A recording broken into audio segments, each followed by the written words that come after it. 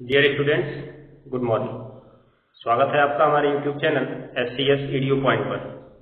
आशा करता हूं कि आप लोग क्लास देखने से पहले कॉपी और पेन और सब्जेक्ट की किताब लेकर अवश्य बैठे होंगे। तो चलिए क्लास शुरू करने से पहले एक जरूरी सूचना देख लेते हैं। जरूरी सूचना में आपके लिए ये है कि कक्षा 12 की जो ऑनलाइन क्लास है प्रतिदिन आपको सुबह 6:45 पे मैथ के लिए मिलेगी और 7:30 पर अर्थात 7:30 बजे केमिस्ट्री के लिए मिलेगी। इसी प्रकार कक्षा 10 के लिए मैथ साइंस की क्लास आपको 7 बजे मिलेगी और मैथ की क्लास आपको 7:45 में मिलेगी। ये क्लास आपके लिए प्रतिदिन उपलब्ध होगी। आप इस क्लास को दिन में चाहे जब देख सकते हैं और अगर आपको क्लास अच्छी लगे, उपयोगी लगे तो इसे शेयर करके अपने अन्य दोस्तों तक अवश्य पहुंचाएं और अगर आपको वीडियो अच्छी लगी हो तो इसे आप लाइक भी अवश्य कीजिएगा। तो चलिए आपका समय बर्बाद किए बिना हम देखते हैं आज की क्लास में क्या है। तो चलिए क्लास शुरू करते हैं।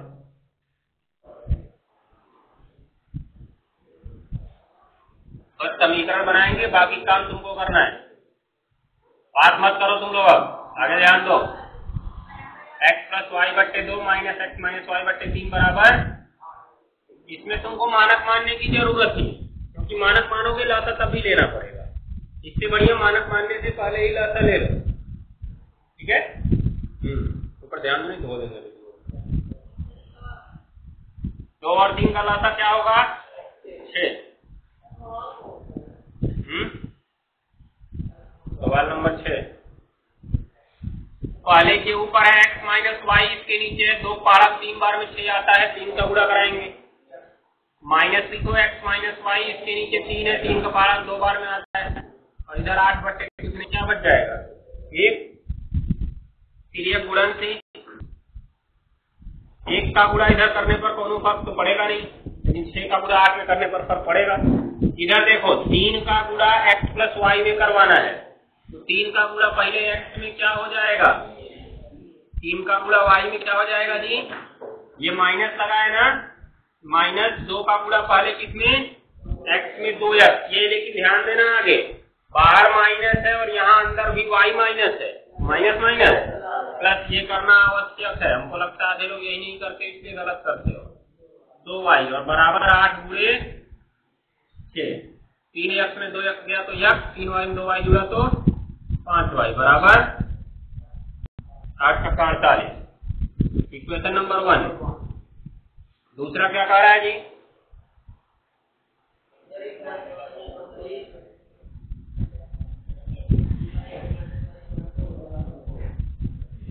बराबर 4।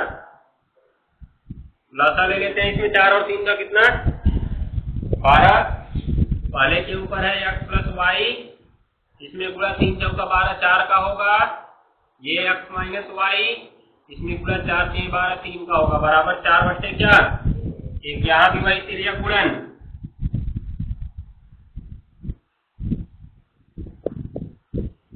देखो 4 का गुणा x + y में तो 4x + 4y होगा। ध्यान देना, 4 का गुणा एक बारी x में और एक बारी y में, प्लस लगाओ। 3 का गुणा x में कराएंगे तो कितना होगा? 3x और अंदर माइनस है तो उसका चिन्ह बदल देंगे प्लस। नहीं बदलेंगे? नहीं बदलेंगे। बाहर प्लस है और अंदर क्या है? Plus minus. माइनस ही होता है, इसलिए चिन्ह में बदलाव नहीं होगा। और 3 का गुणा y में 3y बराबर 4 गुणा 12, 4x और 3x मिलके 7x, 4y में 3y गया तो y बराबर 12 चौका 48। Equation number 2। अब चाहे x को बराबर कर लो चाहे y को बराबर कर लो, उसके बाद हल कर लो, हो जाएगा। मानक नहीं मानना है, बताया तो थे। मानक तभी मानो जब चरपद नीचे हो। याद रखे, मानक तभी मानो जब चरपद नीचे हो। नीचे क्या चरपद इसमें नहीं है। जैसा कि तुम्हारा ये सवाल नंबर 6 भी हो गया और सवाल नंबर 10 भी हो गया। 10 में भी तुम्हें मानक मानने की जरूरत नहीं है, पूरा करा दो सवाल लग जाएगा। समझ गए? क्यों? क्योंकि उसमें हर में थोड़ी ना है कि मानक मानने जाए। अगर हर में होता तब तो परेशानी हमें होती है। ये हर में है ही नहीं, अंश में ही, ये सीधा सीधा रैखिक समीकरण इससे बन गया। जब सीधे सीधे उसने केवल क्या कहा, उन समीकरणों का हल जिन्हें रैखिक समीकरण में बदला जा सकता है। ठीक है, अब बदला जा सकता है तो इसका मतलब उसने ये नहीं कहा कि हमेशा मानक मान के ही बदलना है, बस उसने यही कहा कि रैखिक समीकरण में बदल दो उसके बाद हल करो। तो अगर सीधे से नहीं रैखिक समीकरण में बदल रहा था तो हमने मानक मान के बदला था, लेकिन यहाँ पे जब ये सीधे सीधे रैखिक समीकरण में बदल गया है तब हमें मानक मानने की क्या जरूरत है। समझ गए? सीधे बदल के हल कर लो। यही सवाल तुम्हारा 10 नंबर है। 10 नंबर में पूरा कराओगे, इसी तरह जोड़ोगे घटाओगे तो मिल जाएगा, उसमें भी हो जाएगा। तो नोट कर लो, फिर इसको हल कर लेना। समीकरण हल करना तो जानते ही, चाहे प्रतिस्थापन विधि से हल करो चाहे विलोपन विधि से हल करो। प्रतिस्थापन भी इसमें लगा सकते हो क्योंकि y का मान आसानी से मिल जाएगा। सही होता पुष्टि करें। चलो देखो, प्रश्नावली 3E, किताब है मनोहर रे, सवाल नंबर 10। बात मत करो, ध्यान दो।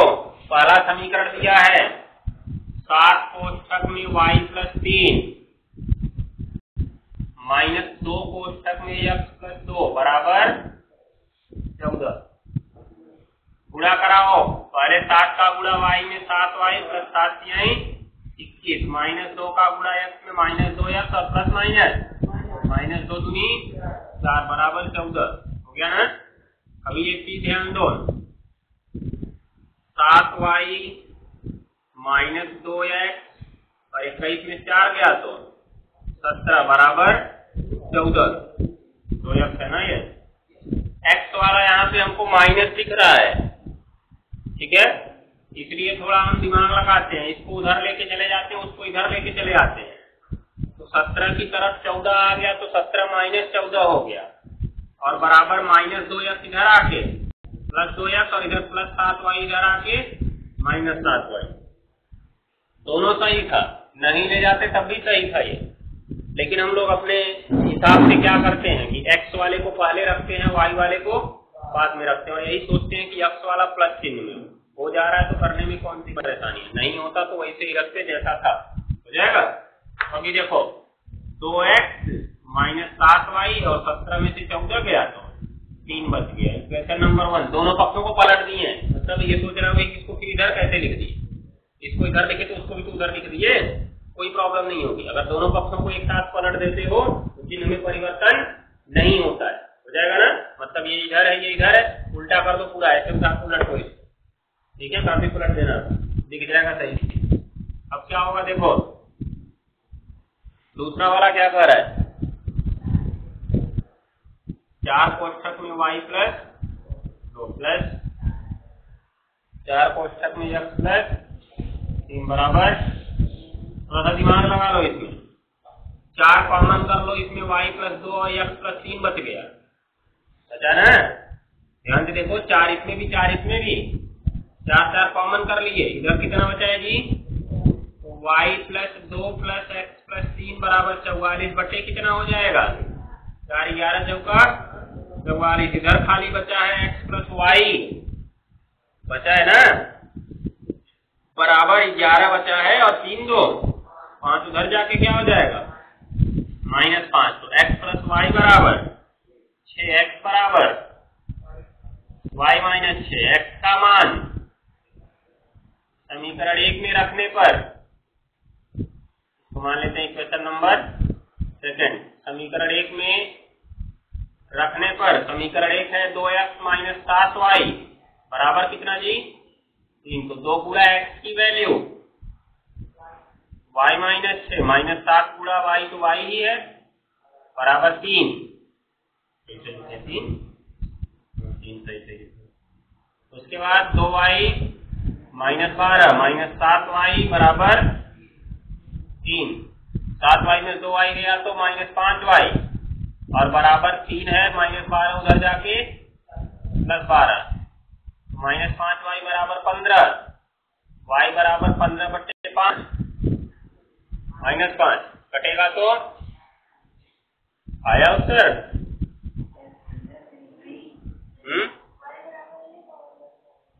चेक कर लेते हैं।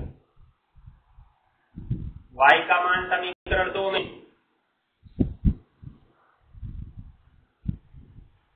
y का मान समीकरण 2 में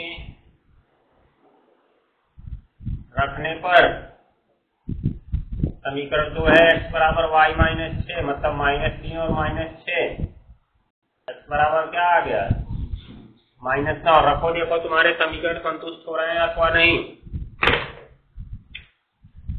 7 है, इसमें y का मान रखना है -3 और ये +3, कितना हो गया जी 0 हो गया ना। और इसमें 2 है, -2 है ना, मतलब ये तो खत्म हो गया, समझ लो। -3 +3 रख दिया खत्म। इसमें देखो क्या है x + 2 है, x का मान -9 + 2, माइनस वाला बड़ा होगा ना, -9 + 2 क्या बचेगा, x की वैल्यू -9 रखेंगे तो -9 + 2 बराबर 7 बचेगा ना, -7। -7 में -2 का गुणा करेंगे +14, दिखाई दे रहा है। वाला समीकरण संतुष्ट होता है, मतलब हमारा आंसर अभी कुछ हद तक सही लग रहा है।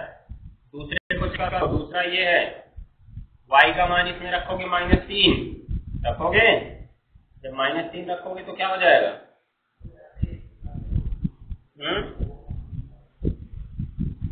-1 बचेगा और इसकी गुणा कितना 4, -4 हो गया। उसके बाद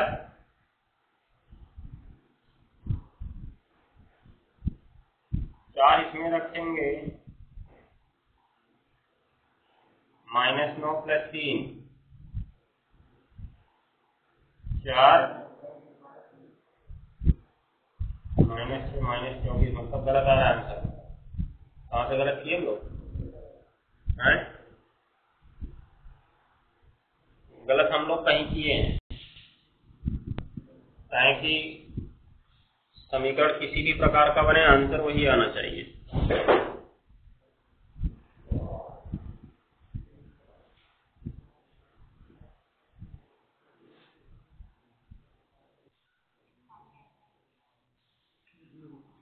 यहाँ पे गलत लिखे हैं,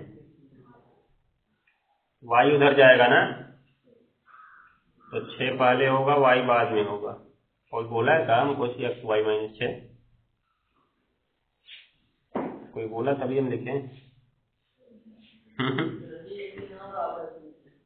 और ऐसे लिखे थे। चलो तो 6 का 12 -2y होगा ना। अब दोनों जुड़ जाएंगे तो 7 और 2 कितना हो जाएगा 9y होगा, और 12 इधर जाके क्या हो जाएगा माइनस, तो क्या होगा इधर -9y बराबर क्या आ गया -9, मतलब -9 बटे -9, तब कितना आएगा 1 आ जाएगा। और यहाँ पे रखेंगे तो 6 - 1 बराबर 5। ठीक है, तुम्हारा उत्तर कैसे उतना आया था जी, तुम भी यही की थी क्या y -6? तो हम तो यही बोली तभी हम लिखे हैं तुम बोली तुमको तो उसका लगाएंगे। नोट निकालो और एक चीज लिखो उसमें,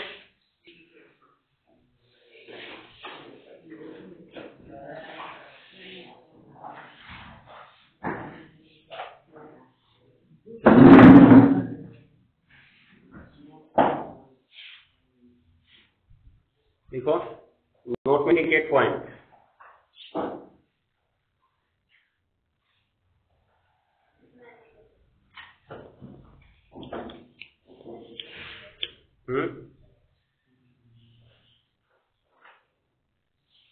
नाव की चाल और धारा की चाल से संबंधित सवाल।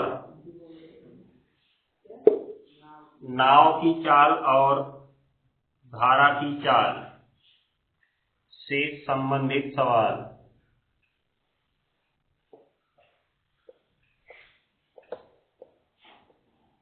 नाव की चाल और धारा की चाल से संबंधित सवाल। हो गया ना। कहने का मतलब अगर इस तरह का सवाल हमें सामने दिख जाए कि एक नाव हो चाहे एक व्यक्ति ही हो, उससे कोई फर्क नहीं पड़ता है। कह दे नाव की यह धारा की दिशा में इतने किलोमीटर की दूरी इतने समय में तय करता है और धारा के विपरीत दिशा में इतने किलोमीटर की दूरी इतने समय में तय करता है, तो शांत जल में उस नाव की चाल और धारा की चाल बताओ, चाहे शांत जल में व्यक्ति की चाल और धारा की चाल बताओ। ठीक है। तो इस सवाल के लिए सर्वप्रथम हम क्या करते हैं, अगर इस प्रकार के सवाल हमको दिख गए तो सबसे पहला काम हम लिखेंगे, माना इसके लिए लिखो, इसके लिए हम निम्न प्रकार मानते हैं, इसके लिए हम निम्न प्रकार मानते हैं।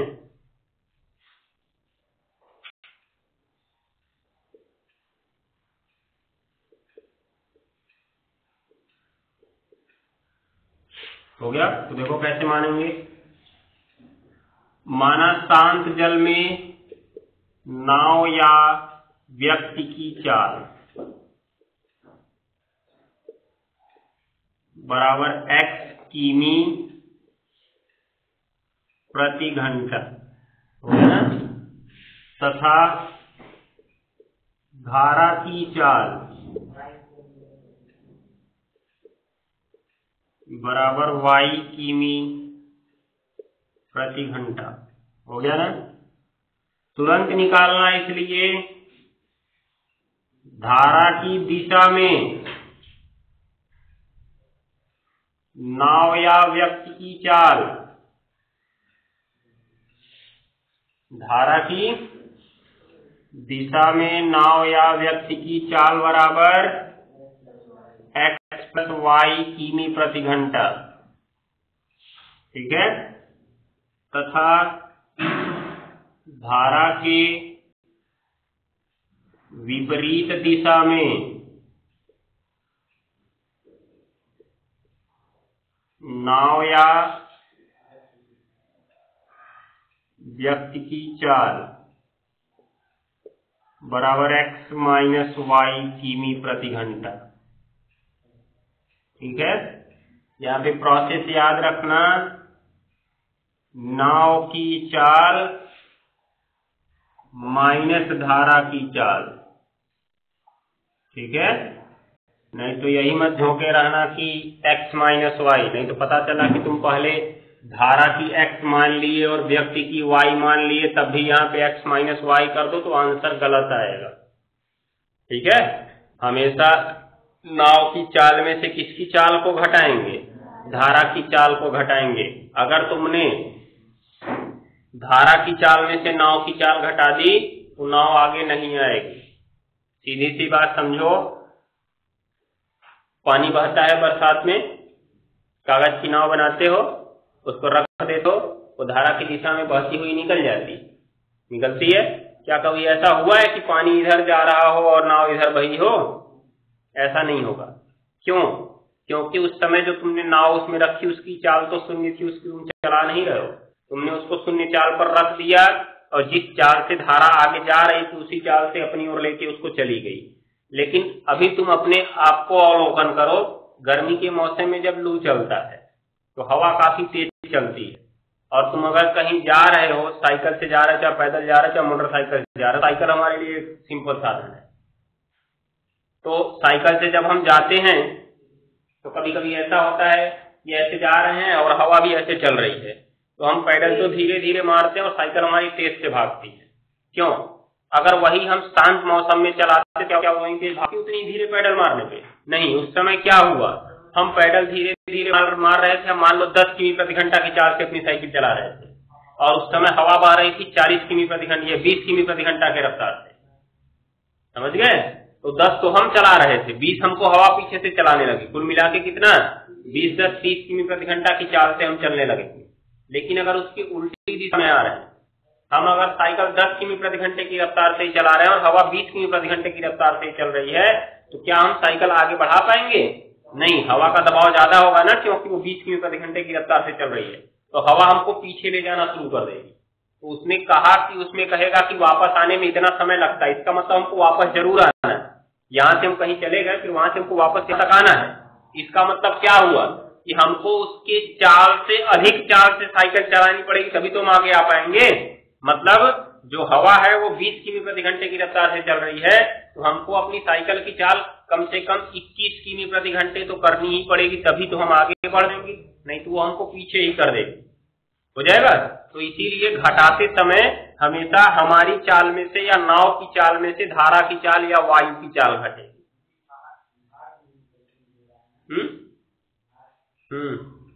हाँ, भार तो महत्वपूर्ण होता है, लेकिन जब तुम साइकिल चलाने लगे, वो साइकिल चलने लगी, तो हमारा भार कम हो जाता है। समझ गए।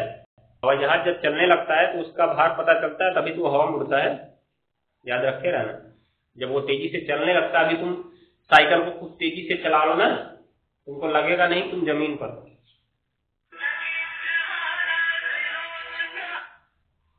ठीक है। साइकिल जब तुम तेजी से चलाते हो तो तुमको पता नहीं चलता है, अर्थात तुम्हारा जमीन पर दाब कम हो जाता है, और जब दाब कम हो जाएगा तुम्हारा भार भी कम हो जाएगा, याद रखे। हाँ, अभी खड़े हो साइकिल लेके या धीरे धीरे चला रहे हो, तब जमीन पे दबाव पड़ेगा, तो इसको नोट कर लो। अब ऐसा क्यों हुआ? क्योंकि जब उस दिशा में जा रहे हैं तो दोनों की चाल जुड़ गई, जैसा हमने अभी समझ लिया। और उल्टा जाएंगे तो उल्टा जाने के लिए हमको साइकिल उससे तेज चलानी पड़ेगी ना, इसलिए हमारी चाल में से उसकी चाल घटेगी। हो जाएगा, ये याद रखे रहना, नोट कर लो। बाकी चीजें कल होंगी, अब करके आना, नहीं आएगा तो इसको कल बता देंगे। अब इसमें समझ लेना कैसे कैसे करना है। जितने समय में जा रही है तो चाल बराबर दूरी बटे समय, इसमें फॉर्मूला लगेगा। इतने समय में जा रही है, इतनी दूर जा रही है, चाल उसकी इतनी है, तो चाल बराबर दूरी बटे समय करके एक समीकरण बना लेना। फिर इसी प्रकार चाल बराबर दूरी बटे समय करके उसके विपरीत दिशा वाला समीकरण बना लेना।